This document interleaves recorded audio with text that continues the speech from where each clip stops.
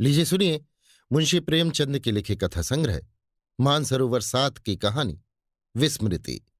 मेरी यानी समीर गोस्वामी की आवाज में। चित्रकूट के सन्निकट धनगढ़ नामक एक गांव है। कुछ दिन हुए वहां शान सिंह और गुमान सिंह दो भाई रहते थे। ये जाति के ठाकुर थे। युद्धस्थल में वीरता के कारण उनके पूर्वजों को भूमि का एक भाग मुआफी प्राप्त हुआ था। खेती करते थे, भैंसें पाल रखी थी, घी बेचते थे, मट्ठा खाते थे और प्रसन्नतापूर्वक समय व्यतीत करते थे। उनकी एक बहन थी जिसका नाम दूजी था। यथा नाम तथा गुण। दोनों भाई परिश्रमी और अत्यंत साहसी थे। बहन अत्यंत कोमल सुकुमारी, सिर पर घड़ा रखकर चलती तो उसकी कमर बल खाती थी। किंतु तीनों अभी तक कुंवारे थे। प्रकटतः उन्हें विवाह की चिंता न थी। बड़े भाई शान सिंह सोचते, छोटे भाई के रहते हुए मैं अपना विवाह कैसे करूं। छोटे भाई गुमान सिंह लज्जावश अपनी अभिलाषा प्रकट न करते थे कि बड़े भाई से पहले मैं अपना ब्याह कर लूं। वे लोगों से कहा करते थे कि भाई हम बड़े आनंद में हैं, आनंदपूर्वक भोजन कर मीठी नींद सोते हैं, कौन ये झंझट सिर पर ले। किंतु लग्न के दिनों में कोई नाई या ब्राह्मण गांव में वर ढूंढने आ जाता तो उसकी सेवा सत्कार में ये कोई बात न उठा रखते थे। पुराने चावल निकाले जाते, पालतू बकरे देवी को भेंट होते और दूध की नदियां बहने लगती थीं। यहां तक कि कभी कभी उनका भ्रातृस्नेह प्रतिद्वंद्विता एवं द्वेष भाव के रूप में परिणत हो जाता था। इन दिनों में इनकी उदारता उमंग पर आ जाती थी और इससे लाभ उठाने वालों की भी कमी न थी। कितने ही नाई और ब्राह्मण ब्याह के असत्य समाचार लेकर उनके यहां आते और 2-4 दिन पूरी कचौड़ी खा कुछ विदाई लेकर वर रक्षा भेजने का वादा करके अपने घर की राह लेते। किंतु दूसरे लग्न तक वो अपना दर्शन तक न देते थे। किसी न किसी कारण भाइयों का ये परिश्रम निष्फल हो जाता था। अब कुछ आशा थी तो दूजी से। भाइयों ने ये निश्चय कर लिया था कि इसका विवाह वहीं पर किया जाए जहां से एक बहू प्राप्त हो सके। इसी बीच में गांव का एक बूढ़ा कारिंदा परलोक सिधारा। उसकी जगह पर एक नवयुवक ललन सिंह नियुक्त हुआ, जो अंग्रेजी की शिक्षा पाया हुआ शौकीन, रंगीन और रसीला आदमी था। 2-4 ही दिनों में उसने अपने पनघटों, तालाबों और झरोखों की देखभाल भली भांति कर ली। अंत में उसकी रस भरी दृष्टि दूजी पर पड़ी। उसकी सुकुमारता और रूप लावण्य पर मुग्ध हो गया। भाइयों से प्रेम और परस्पर मेलजोल पैदा किया। कुछ विवाह संबंधी बातचीत छेड़ दी। यहां तक कि हुक्का पानी भी साथ साथ होने लगा। सायं प्रातः इनके घर पर आया करता। भाइयों ने भी उसके आदर सम्मान की सामग्रियां जमा की। पानदान मोल लाए, कालीन खरीदी। वो दरवाजे पर आता तो दूजी तुरंत पान की बीड़े बनाकर भेजती। बड़े भाई कालीन बिछा देते और छोटे भाई तश्तरी में मिठाइयां रख लाते।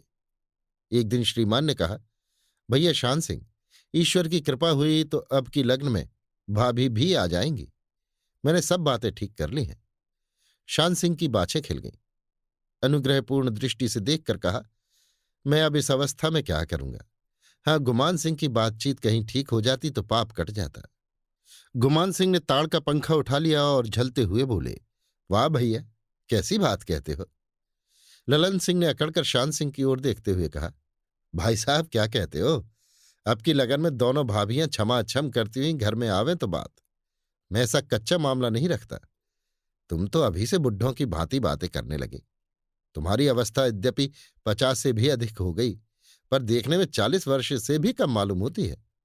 अब दोनों विवाह होंगे, बीच खेत होंगे। ये तो बताओ, वस्त्राभूषण का समुचित प्रबंध है ना। शान सिंह ने उनके जूतों को सीधा करते हुए कहा, भाई साहब, आपकी यदि ऐसी कृपा दृष्टि है तो सब कुछ हो जाएगा। आखिर इतने दिन कमा कमा कर क्या किया है। गुमान सिंह घर में गए, हुक्का ताजा किया, तंबाकू में 2-3 बूंद इत्र के डाले, चिलम भरी। दूजी से कहा कि शरबत घोल दे और हुक्का लाकर ललन सिंह के सामने रख दिया। ललन सिंह ने 2-4 दम लगाए और बोले, नाई 2-4 दिन में आने वाला है। ऐसा घर चुना है कि चित्त प्रसन्न हो जाए। एक विधवा है, 2 कन्याएं एक से एक सुंदर। विधवा 2-1 वर्ष में संसार को त्याग देगी और तुम एक महत्वपूर्ण गांव में दो आने के हिस्सेदार बन जाओगे। गांव वाले जो अभी हंसी करते हैं, पीछे जल जल मरेंगे। हाँ, भय इतना ही है कि कोई बुढ़िया के कान न भर दे कि सारा बना बनाया खेल बिगड़ जाए। शान सिंह के चेहरे पर हवाइयां उड़ने लगीं। गुमान सिंह की मुख कांति मलिन हो गई।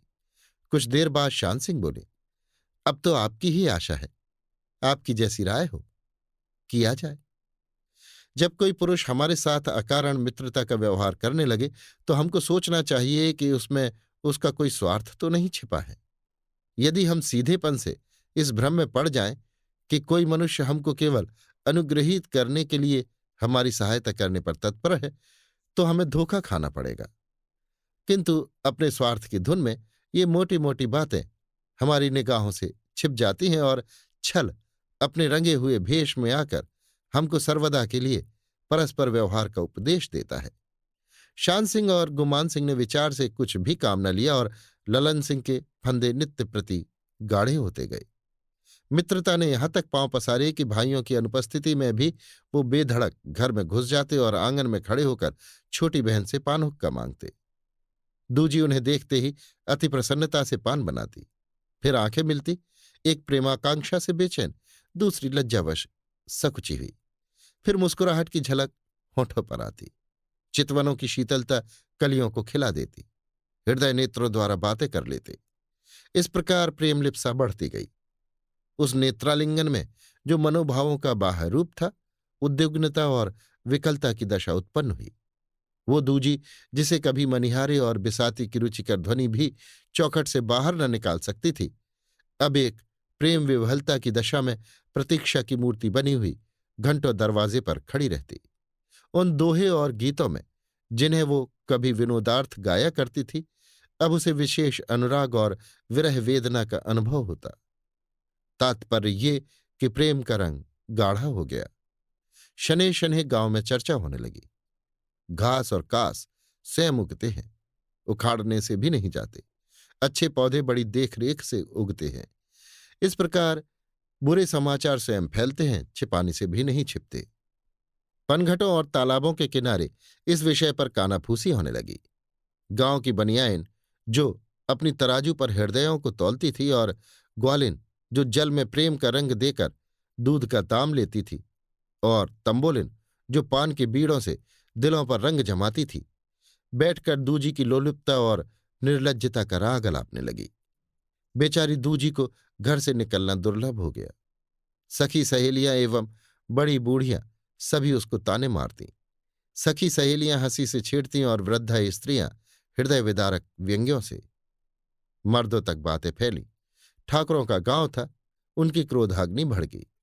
आपस में सम्मति हुई कि ललन सिंह को इस दुष्टता का दंड देना उचित है। दोनों भाइयों को बुलाया और बोले, भैया क्या अपनी मर्यादा नाश करके विवाह करोगे? दोनों भाई चौंक पड़े। उन्हें विवाह की उमंग में ये सुधि ही नहीं थी कि घर में क्या हो रहा है। शान सिंह ने कहा, तुम्हारी बात मेरी समझ में नहीं आई, साफ साफ क्यों नहीं कहते? एक ठाकुर ने जवाब दिया, साफ साफ क्या कहलाते हो? इस शोहदे ललन सिंह का अपने यहां आना जाना बंद कर दो। तुम तो अपनी आंखों पर पट्टी बांधे ही हो, पर उसकी जान की कुशल नहीं। हमने अभी तक इसीलिए तरह दिया है कि कदाचित तुम्हारी आंखें खुले, किंतु ज्ञात होता है कि तुम्हारे ऊपर उसने मुर्दे का भस्म डाल दिया है। ब्याह क्या अपनी आबरू बेचकर करोगे?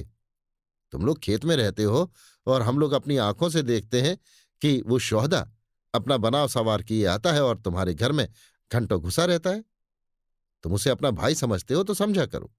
हम तो ऐसे भाई का गला काट लें जो विश्वासघात करे। भाइयों के नेत्रपट खुले।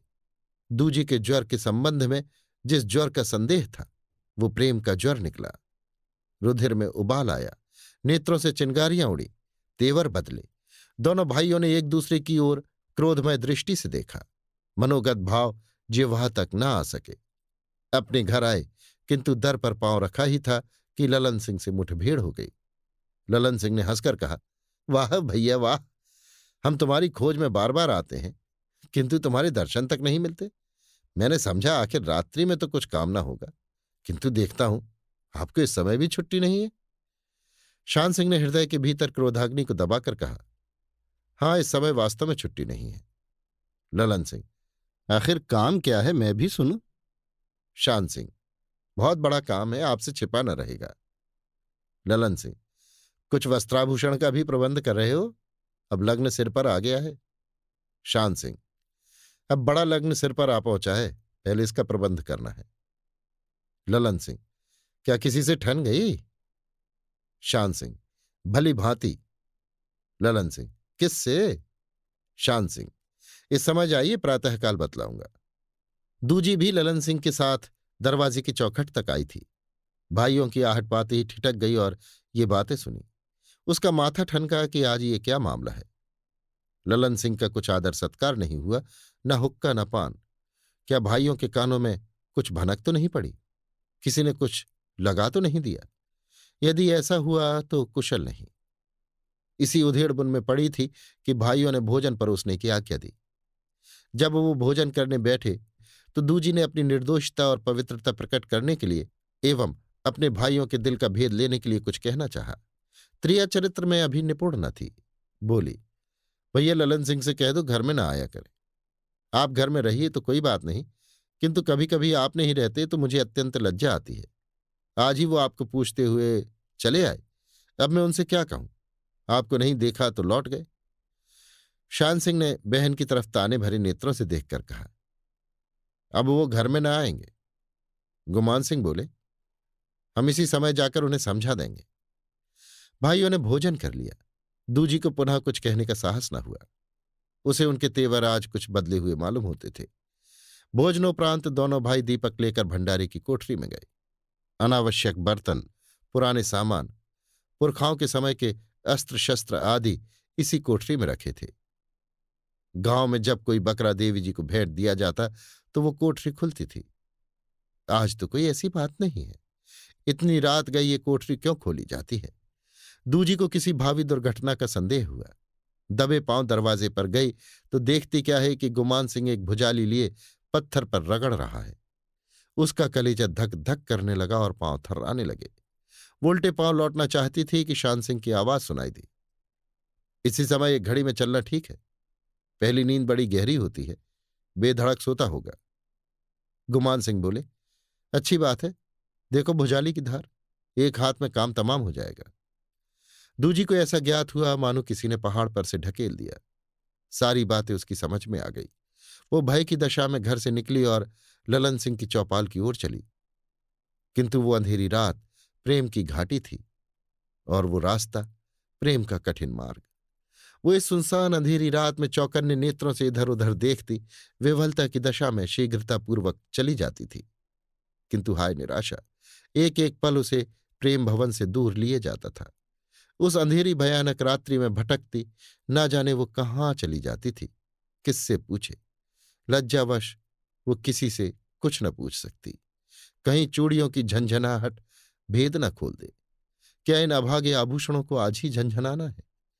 अंत में एक वृक्ष के तले वो बैठ गई। सब चूड़ियां चूर चूर कर दी, आभूषण उतार कर आंचल में बांध लिए। किंतु हाय, ये चूड़ियां सुहाग की चूड़ियां थी और ये गहने सुहाग के गहने थे, जो एक बार उतार कर फिर न पहने गए। उसी वृक्ष के नीचे पयस्विनी नदी पत्थर के टुकड़ों से टकराती हुई बहती थी। यहां नौकाओं का निर्वाह दुस्तर था। दूजी बैठी हुई सोचती थी, क्या मेरे जीवन की नदी में प्रेम की नौका दुख की शिलाओं से टक्कर खाकर डूब जाएगी? प्रातःकाल ग्रामवासियों ने आश्चर्यपूर्वक सुना कि ठाकुर ललन सिंह की किसी ने हत्या कर डाली। सारे गांव के स्त्री पुरुष वृद्ध युवा सहस्त्रों की संख्या में चौपाल के सामने जमा हो गए। स्त्रियां पनघटों को जाती हुई रुक गई। किसान हल बैल लिए ज्यों के त्यों खड़े रह गए। किसी की समझ में न आता था कि ये हत्या किसने की। कैसा मिलनसार हंसमुख सज्जन मनुष्य था। उनका कौन ऐसा शत्रु था? बेचारे ने किसी पर इजाफा लगान या बेदखली की नालिश तक नहीं की। किसी की दो बात तक नहीं कही। दोनों भाइयों के नेत्रों से आंसू की धारा बहती थी। उनका घर उजड़ गया। सारी आशाओं पर तुषारापात हो गया। गुमान सिंह ने रोकर कहा, हम 3 भाई थे, अब 2 ही रह गए। हमसे तो दांत काटी रोटी थी।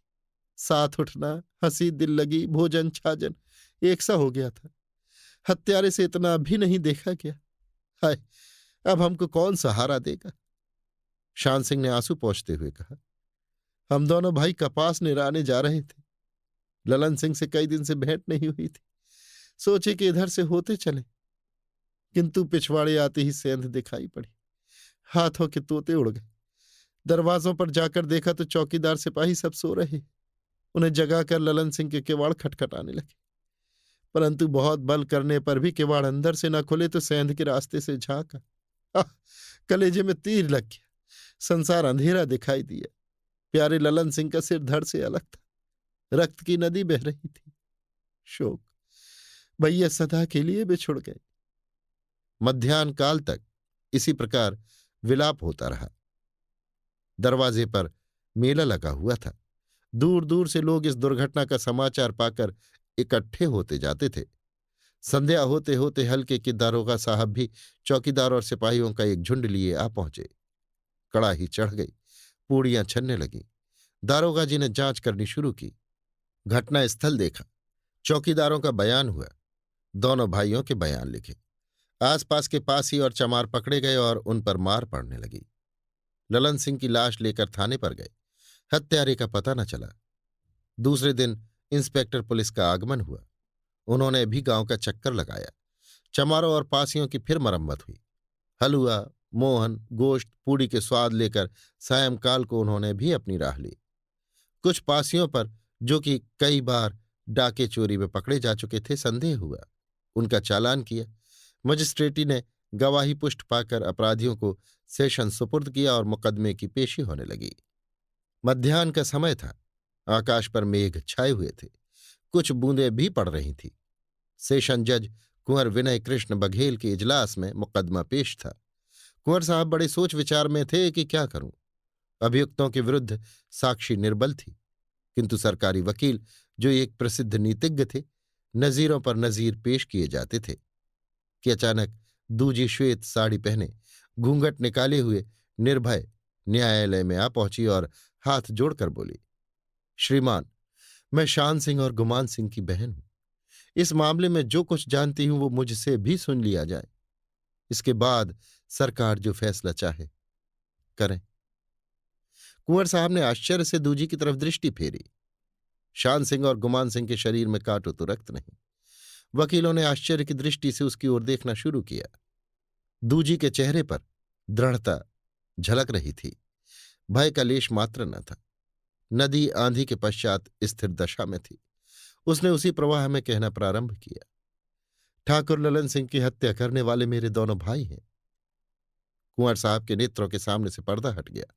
सारी कचहरी दंग हो गई और सब टकटकी बांधे दूजी की तरफ देखने लगे। दूजी बोली, ये वो भुजाली है जो ललन सिंह की गर्दन पर फेरी गई है। अभी इसका खून ताजा है। मैंने अपनी आंखों से भाइयों को इसे पत्थर पर रगड़ते देखा, उनकी बातें सुनी। मैं उसी समय घर से बाहर निकली कि ललन सिंह को सावधान कर दूं, किंतु मेरा भाग्य खोटा था। चौपाल का पता न लगा। मेरे दोनों भाई सामने खड़े हैं। वो मर्द हैं। मेरे सामने असत्य कदापि न कहेंगे। इनसे पूछ लिया जाए, और सच पूछिए तो ये छुरी मैंने चलाई है। मेरे भाइयों का अपराध नहीं है। ये सब मेरे भाग्य का खेल है। ये सब मेरे कारण हुआ और न्याय की तलवार मेरी ही गर्दन पर पड़नी चाहिए। मैं ही अपराधिनी हूं और हाथ जोड़कर कहती हूं कि इस भुजाली से मेरी गर्दन काट ली जाए। न्यायालय में एक स्त्री का आना बाजार में भानुमति का आना है। अब तक अभियोग नीरस और अरुचिकर था। दूजी के आगमन ने उसमें प्राण डाल दिए। न्यायालय में एक भीड़ लग गई। मुवक्किल और वकील, अमले और दुकानदार असावधानी की दशा में इधर उधर दौड़ते हुए चले आते थे। प्रत्येक पुरुष उसको देखने का इच्छुक था। सहस्त्रों नेत्र उसके मुखड़े की तरफ देखते थे और वो जनसमूह में शांति की मूर्ति बनी हुई निश्चल खड़ी थी। इस घटना की प्रत्येक पुरुष अपनी अपनी समझ के अनुसार आलोचना करता था। वृद्धजन कहते थे, बेहया है, ऐसी लड़की का सिर काट लेना चाहिए। भाइयों ने वही किया जो मर्दों का काम था। इस निर्लज्ज को तो देखो कि अपना पर्दा ढांकने के बदले उसका डंका बजा रही है और भाइयों को भी डुबाए देती है। आंखों का पानी गिर गया है।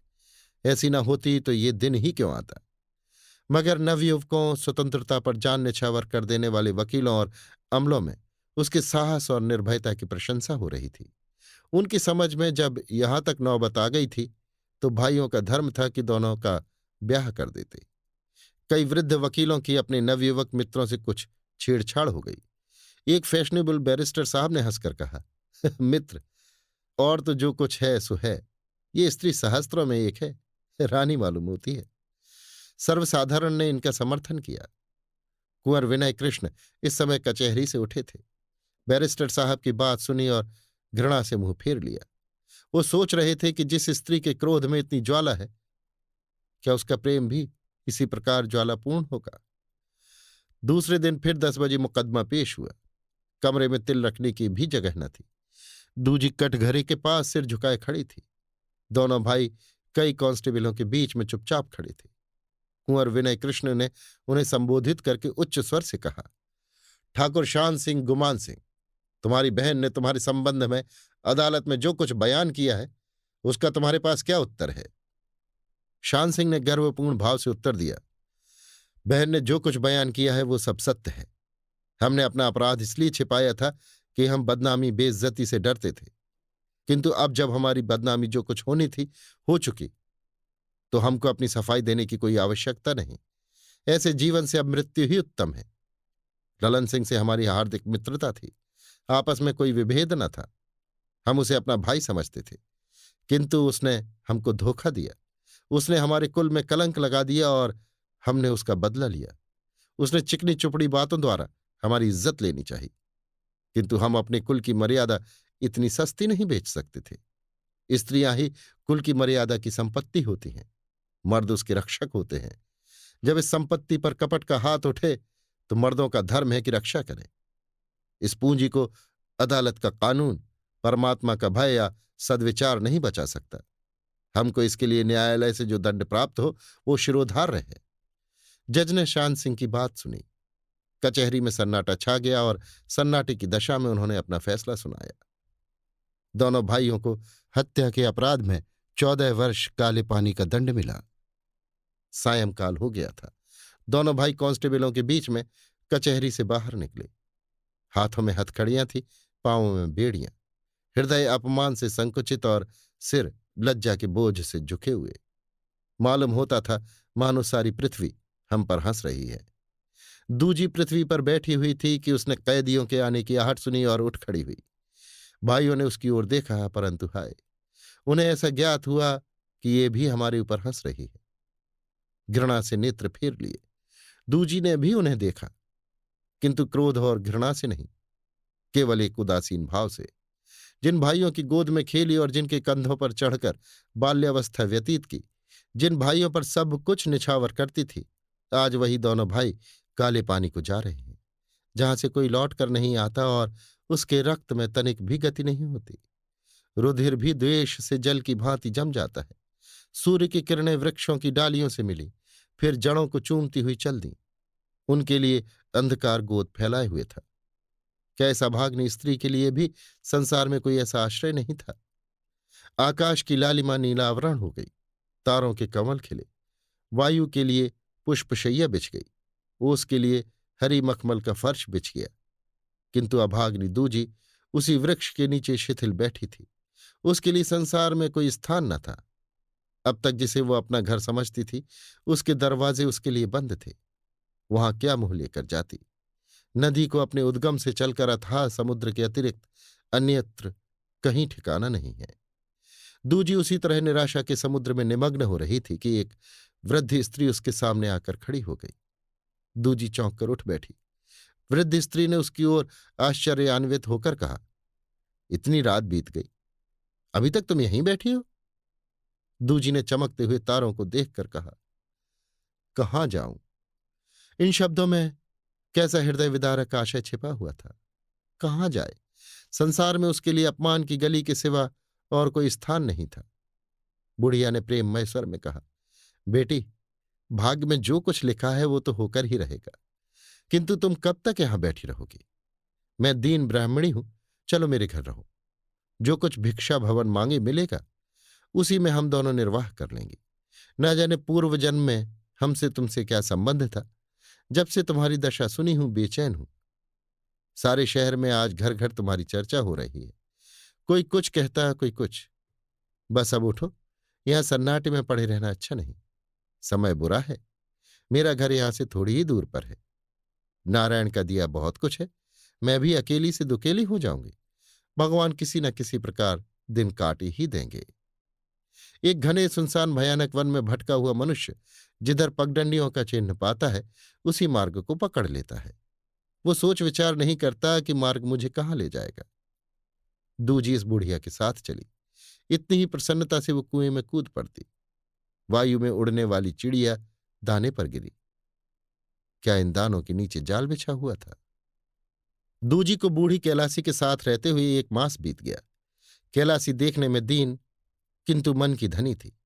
उसके पास संतोष रूपी धन था जो किसी के सामने हाथ नहीं फैलाता। रीवा के महाराज के यहां से कुछ सहायता मिलती थी, यही उसके जीवन का अवलंब था। वो सर्वदा दूजी को ढांढस देती रहती थी। ज्ञात होता था कि ये दोनों मां बेटी हैं। एक ओर से पूर्ण सहानुभूति और ढांढस, दूसरी ओर से सच्ची सेवकाई और विश्वास। कैलासी कुछ हिंदी जानती थी। दूजी को रामायण और सीता चरित्र सुनाती। दूजी इन कथाओं को बड़े प्रेम से सुनती। उज्ज्वल वस्त्र पर रंग भांति भांति चढ़ता है। जिस दिन उसने सीता वनवास की कथा सुनी, वो सारे दिन रोती रही। सोई तो सीता की मूर्ति उसके सामने खड़ी थी। उसके शरीर पर उज्ज्वल साड़ी थी। आंखों और आंसू की ओट में प्यार छिपा हुआ था। दूजी हाथ फैलाए हुए लड़कों की भांति उनकी तरफ दौड़ी। माता, मुझको भी साथ लेती चलो। मैं वन में तुम्हारी सेवा करूंगी, तुम्हारे लिए पुष्पशैया बिछाऊंगी, तुमको कमल के थालों में फलों का भोजन कराऊंगी। तुम वहां अकेली एक बुढ़े साधु के साथ कैसे रहोगी? मैं तुम्हारे चित्त को प्रसन्न रखूंगी। जिस समय हम और तुम वन में किसी सागर के किनारे घने वृक्षों की छाया में बैठेंगी, उस समय मैं वायु की धीमी धीमी लहरों के साथ गाऊंगी।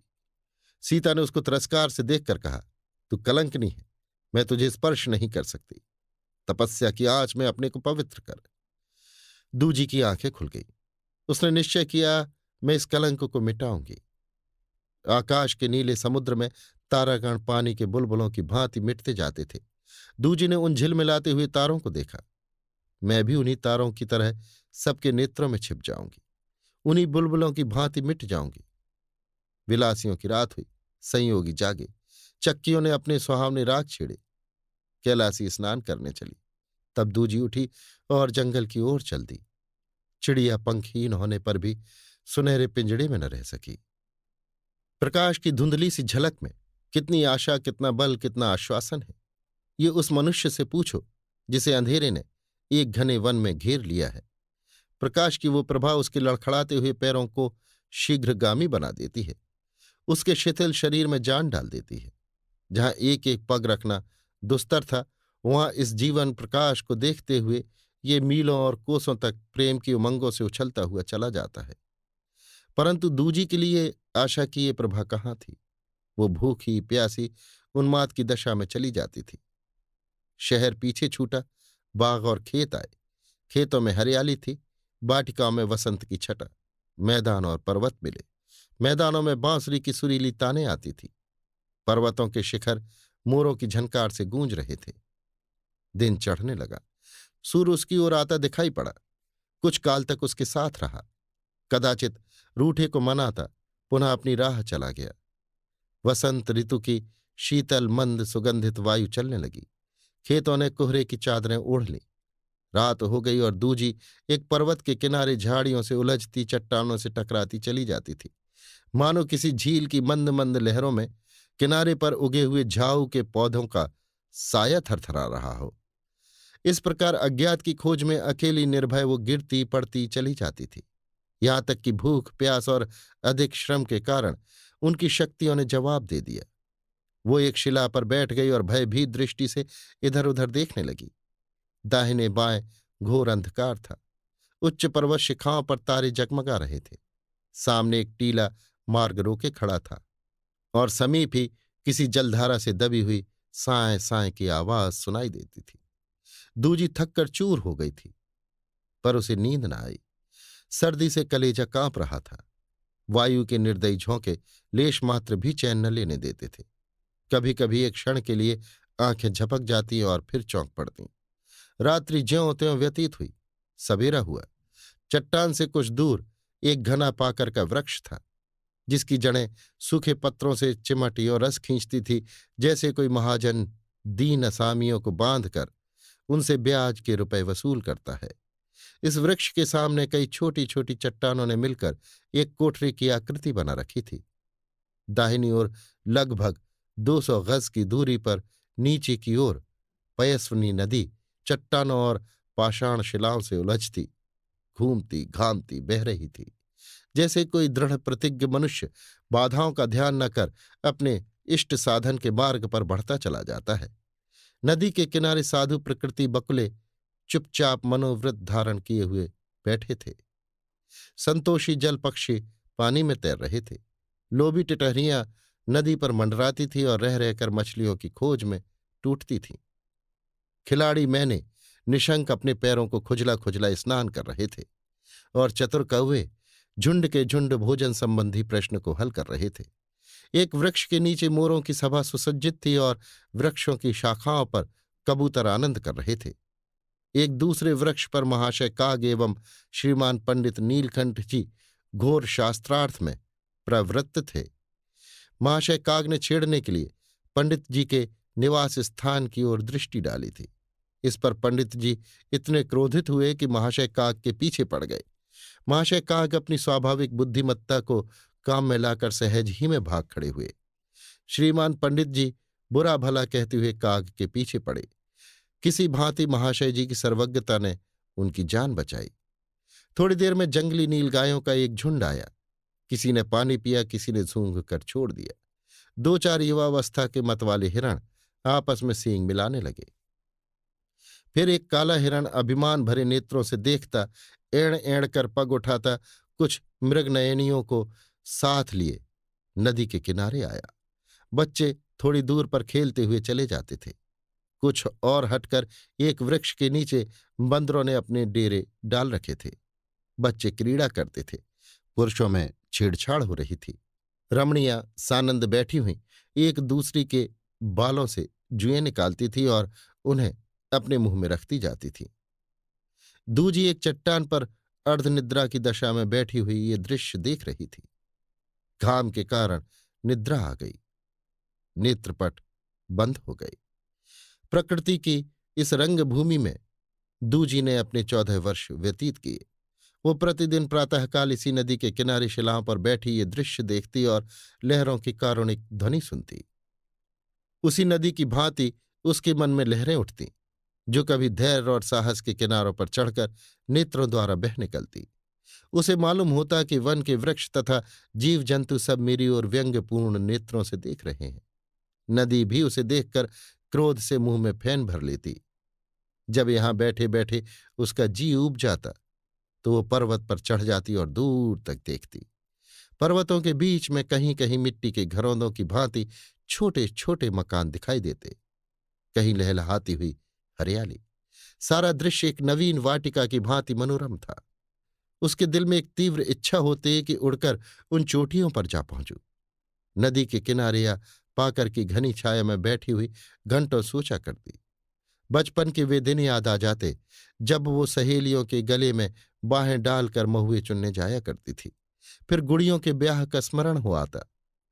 पुनः अपनी प्यारी मातृभूमि की पनघट आंखों में फिर जाती। आज भी वहां वही भीड़ होगी, वही हास्य चहल पहल। पुनः अपना घर ध्यान में आता और वो गाय स्मरण आती जो कि उसको देखकर हुंकारती हुई अपने प्रेम का परिचय देती थी। मुन्नू स्मरण हो आता जो उसके पीछे पीछे छलांगे मारता हुआ खेतों में जाया करता, जो बर्तन धोते समय बार बार बर्तनों में मुंह डालता। तब ललन सिंह नेत्रों के सामने आकर खड़े हो जाते थे। होठों पर वही मुस्कुराहट, नेत्रों में वही चंचलता। तब वो उठ खड़ी होती और अपना मन दूसरी ओर ले जाने की चेष्टा करती। दिन गुजरते थे, किंतु बहुत धीरे धीरे। वसंत आया। सेमल की लालिमा एवं कचनार की ऊदी पुष्पमाला अपनी यौवन छटा दिखलाने लगी। मकोई के फल महके। गर्मी का प्रारंभ हुआ।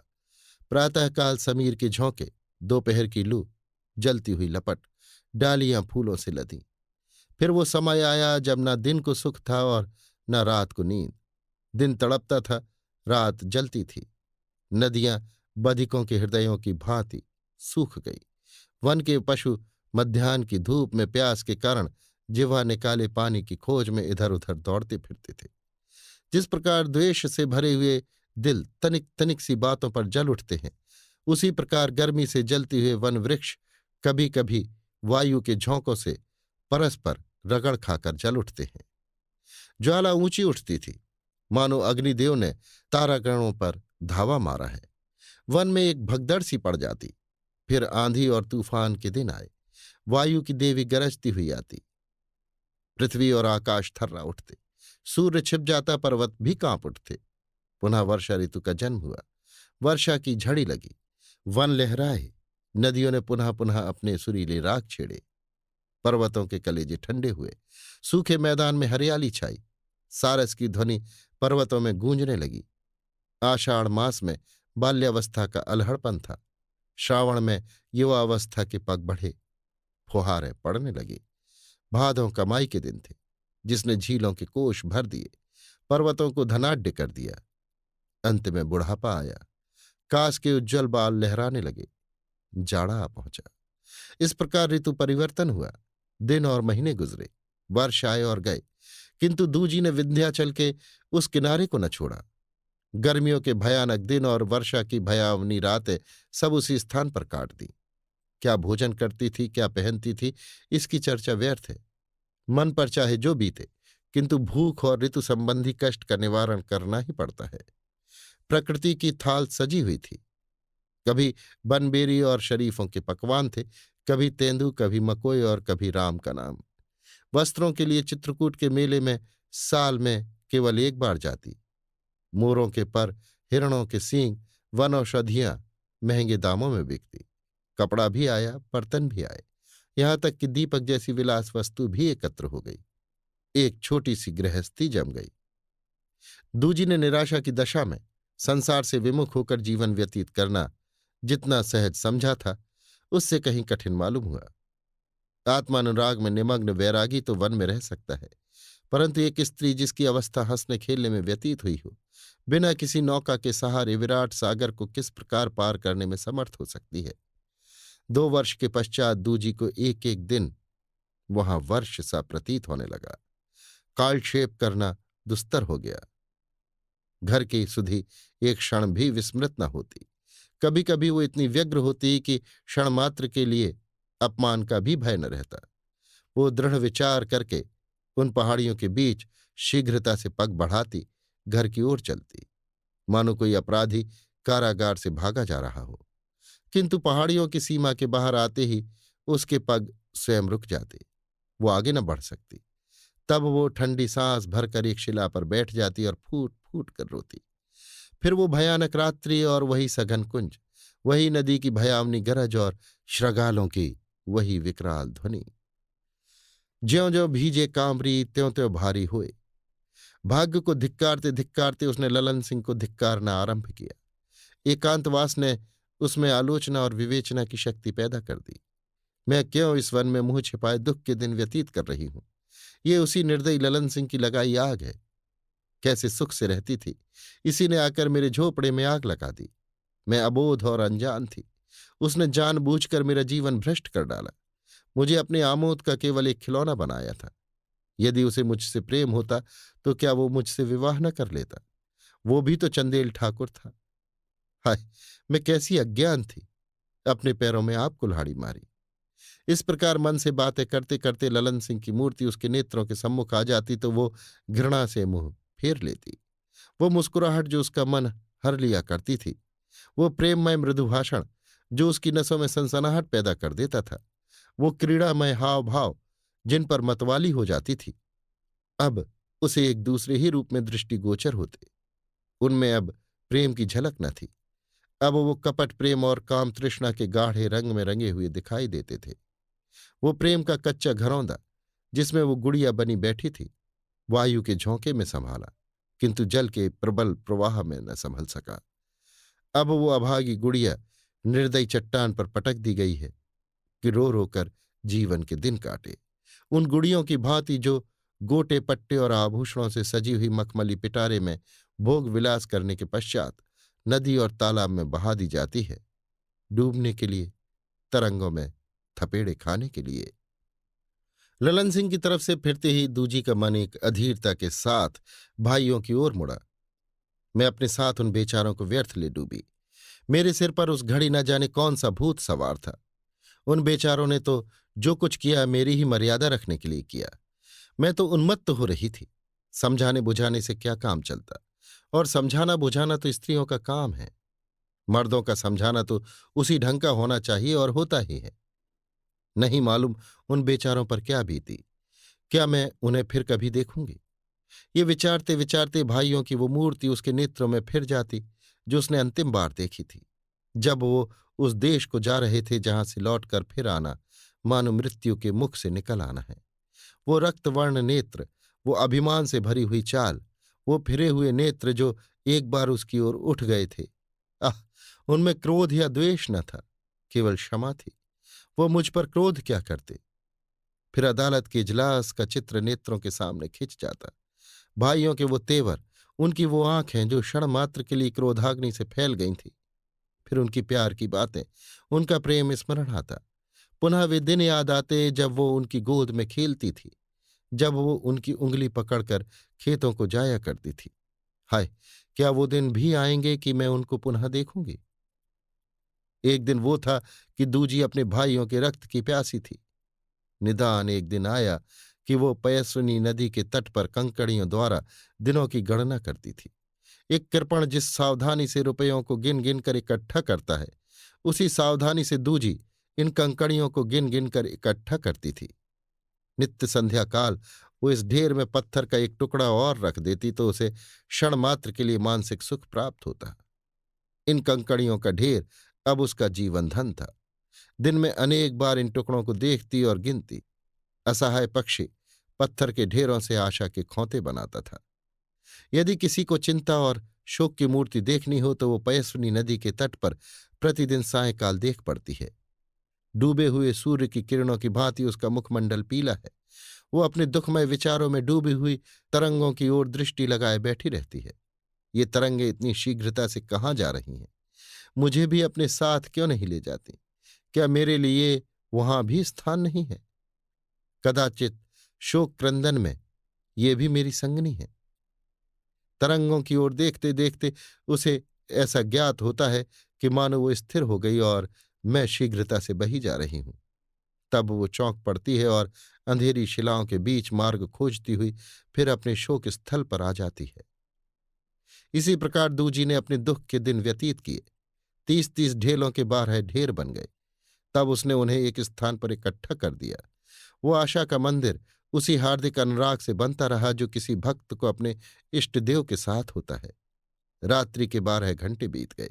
पूर्व की ओर प्रातःकाल का प्रकाश दिखाई देने लगा। मिलाप का समय निकट आया। इच्छा रूपी अग्नि की लपट बढ़ी। दूजी उन ढेरों को बार बार गिनती, महीनों के दिनों की गणना करती। कदाचित एक दिन भी कम हो जाए। हाय, आजकल उसके मन की वो दशा थी जो प्रातःकाल सूर्य के सुनहले प्रकाश में हलकोरे लेने वाले सागर की होती है, जिसमें वायु की तरंगों से मुस्कुराता हुआ कमल झूलता है। आज दूजी इन पर्वतों और वनों से विदा होती है। वो दिन आ पहुंचा जिसकी राह देखते देखते एक पूरा युग बीत गया। आज 14 वर्ष के पश्चात उसकी प्यासी पलकें नदी में लहरा रही हैं। बरगद की जटाएं नागिन बन गई हैं। उस सुनसान वन से उसका चित्त कितना दुखित था, किंतु आज उससे पृथक होते हुए दूजी के नेत्र भर भर आते हैं। जिस पाकर की छाया में उसने दुख के दिन बिताए, जिस गुफा में उसने रो रो कर रातें काटी, उसे छोड़ते आज शोक हो रहा है। ये दुख के साथी हैं। सूर्य की किरणें दूजी की आशाओं की भांति कोहरा की घटाओं को हटाती चली आती थीं। उसने अपने दुख के मित्रों को अश्रुपूर्ण नेत्रों से देखा। पुनः ढेरों के पास गई जो उसके 14 वर्ष की तपस्या के स्मारक चिन्ह थे। उन्हें एक एक करके चूमा, मानो वो देवी जी के चबूतरे हैं। तब वो रोती हुई चली जैसे लड़कियां ससुराल को चलती हैं। संध्या समय उसने शहर में प्रवेश किया और पता लगाते हुए कैलासी के घर आई। घर सूना पड़ा था। तब वो विनय कृष्ण बघेल का घर पूछते पूछते उनके बंगले पर आई। कुंवर महाशय टहल कर आए ही थे कि उसे खड़ी देखा। पास आए। उसके मुख पर घूंघट था। दूजी ने कहा, महाराज, मैं एक अनाथ दुखिया हूं। कुंवर साहब ने आश्चर्य से पूछा, तुम दूजी हो? तुम इतने दिनों तक कहाँ रही? कुंवर साहब के प्रेम भाव ने घूंघट और बढ़ा दिया। इन्हें मेरा नाम स्मरण है, ये सोचकर दूजी का कलेजा धड़कने लगा। लज्जा से सिर नीचे झुक गया। लजाती हुई बोली, जिसका कोई हितू नहीं है उसका वन के सिवा अन्यत्र कहाँ ठिकाना है। मैं भी वनों में रही, पयस्विनी नदी के किनारे एक गुफा में पड़ी रही। कुंवर साहब विस्मित हो गए। 14 वर्ष और नदी के किनारे गुफा में, क्या कोई सन्यासी इससे अधिक त्याग कर सकता है? वो आश्चर्य से कुछ न बोल सके।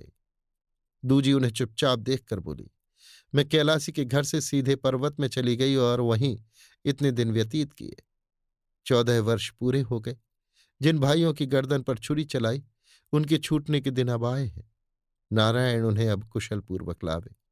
मैं चाहती हूं कि उनके दर्शन करूं और उनकी ओर से मेरे दिल में जो इच्छाएं हैं पूर्ण हो जाए। कुंवर साहब बोले, तुम्हारा हिसाब बहुत ठीक है।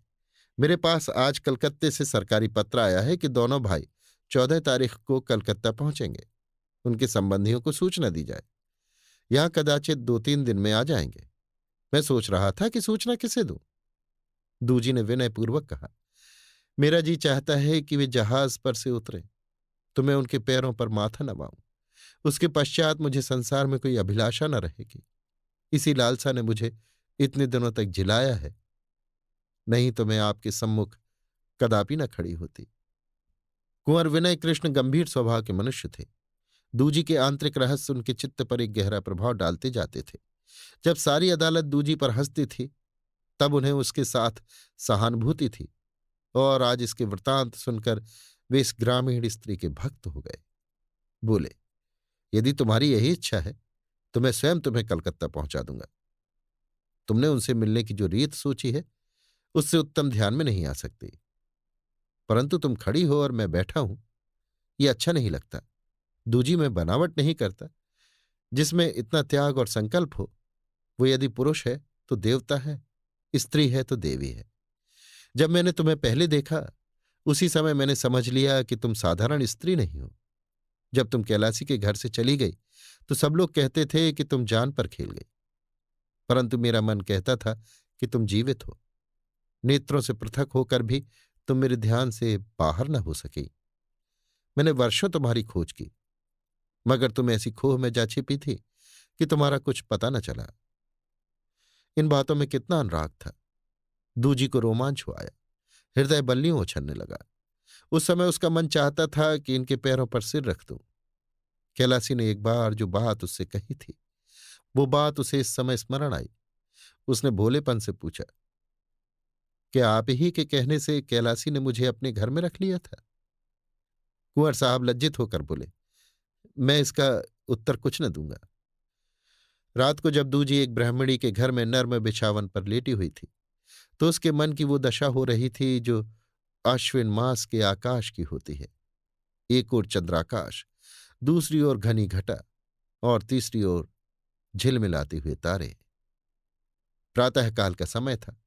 गंगा नामक स्टीमर बंगाल की खाड़ी में अभिमान से गर्दन उठाए समुद्र की लहरों को पैरों से कुचलता हुगली के बंदरगाह की ओर चला आता था। 1.5 सहस्त्र से अधिक आदमी उसकी गोद में थे। अधिकतर व्यापारी थे, कुछ वैज्ञानिक तत्वों के अनुरागी, कुछ भ्रमण करने वाले और कुछ ऐसे हिंदुस्तानी मजदूर जिनको अपनी मातृभूमि आकर्षित कर रही थी। उसी में दोनों भाई शान सिंह और गुमान सिंह एक कोने में बैठे निराशा की दृष्टि से किनारे की ओर देख रहे थे। दोनों हड्डियों के 2 ढांचे थे, उन्हें पहचानना कठिन था। जहाज घाट पर पहुंचा। यात्रियों के मित्र और परिचित जन किनारे पर स्वागत करने के लिए अधीर हो रहे थे। जहाज पर से उतरते ही प्रेम की बाढ़ आ गई। मित्रगण परस्पर हाथ मिलाते थे। उनके नेत्र प्रेमाश्रु से परिपूर्ण थे। ये दोनों भाई शने शने जहाज से उतरे, मानो किसी ने ढकेल कर उतार दिया। उनके लिए जहाज के तख्ते और मातृभूमि में कुछ अंतर न था। वे आए नहीं बल्कि लाए गए। चिरकाल के कष्ट और शोक ने जीवन का ज्ञान भी शेष न छोड़ा था। साहस लेश मात्र भी न था। इच्छाओं का अंत हो चुका था। वो तट पर खड़े विस्मित दृष्टि से सामने देखते थे। कहाँ जाएं? उनके लिए संसार क्षेत्र में कोई स्थान न दिखाई देता था। तब दूजी उस भीड़ में से निकलकर आती दिखाई दी। उसने भाइयों को खड़े देखा, तब जिस भांति जल ढाल की ओर गिरता है, उसी प्रकार अधीरता की उमंग में रोती हुई वो उनके चरणों में चिपट गई। दाहिने हाथ में शान सिंह के चरण थे, बाएं हाथ में गुमान सिंह के, और नेत्रों से अश्रुधाराएं प्रवाहित थी, मानो दो सूखे वृक्षों की जड़ों में एक मुरझाई बेल चिमटी हुई है, या दो सन्यासी माया और मोह की बेड़ी में बंधे खड़े हैं। भाइयों के नेत्रों से भी आंसू बहने लगे। उनके मुखमंडल बादलों में से निकलने वाले तारों की भांति प्रकाशित हो गए। वो दोनों पृथ्वी पर बैठ गए और तीनों भाई बहन परस्पर गले मिलकर बिलख बिलख कर रोए। वो गहरी खाड़ी जो भाइयों और बहन के बीच में थी, अश्रुधाराओं से परिपूर्ण हो गई। आज 14 वर्ष के पश्चात भाई और बहन में मिलाप हुआ, और वो घाव जिसने मांस को मांस से, रक्त को रक्त से विलग कर दिया था, परिपूर्ण हो गया, और वो उस मरहम का काम था जिससे अधिक लाभकारी और कोई मरहम नहीं होता, जो मन के मैल को साफ करता है, जो दुख को भुलाने वाला और हृदय की दाह को शांत करने वाला है, जो व्यंग विषैले घावों को भर देता है। वो काल का मरहम है। दोनों भाई घर को लौटे। पट्टीदारों के स्वप्न भंग हो गए। हितमित्र इकट्ठे हुए। ब्रह्मभोज का दिन निश्चित हुआ। पूड़ियां पकने लगीं। घी की सर्वश्रेष्ठ ब्राह्मणों के लिए, तेल की पासी चमारों के लिए। काले पानी का पाप इसी घी के साथ भस्म हो गया। दूजी भी कलकत्ते से भाइयों के साथ चली, प्रयाग तक आई। कुंवर विनय कृष्ण भी उनके साथ थे। भाइयों से कुंवर साहब ने दूजी के संबंध में कुछ बातें की। उनकी भनक दूजी के कानों में पड़ी। प्रयाग में दोनों भाई बहन रुक गए कि त्रिवेणी में स्नान करते चलें। कुंवर विनय कृष्ण अपने ध्यान में सब कुछ ठीक करके मन प्रसन्न करने वाली आशाओं का स्वप्न देखते हुए चले गए। किंतु फिर वहां से दूजी का पता न चला। मालूम नहीं क्या हुई, कहाँ चली गई। कदाचित गंगा जी ने उसे अपनी गोद में लेकर सदा के दुख से मुक्त कर दिया। भाई बहुत रोए पीटे, किंतु क्या करते। जिस स्थान पर दूजी ने अपने बनवास के 14 वर्ष व्यतीत किए थे, वहां दोनों भाई प्रतिवर्ष जाते हैं और उन पत्थरों के ढेरों से चिमट चिमट कर रोते हैं। कुंवर साहब ने भी पेंशन ले ली। अब चित्रकूट में रहते हैं। दार्शनिक विचारों के पुरुष थे। जिस प्रेम की खोज थी वो न मिला। एक बार कुछ आशा दिखाई दी थी, जो 14 वर्ष एक विचार के रूप में स्थित रही। एकाएक आशा की धुंधली झलक भी एक बार झिलमिलाते हुए दीपक की भांति हंसकर सदा के लिए अदृश्य हो गई। अभी आप सुन रहे थे मुंशी प्रेमचंद के लिखे कथा संग्रह मानसरोवर 7 की कहानी विस्मृति, मेरी यानी समीर गोस्वामी की आवाज में।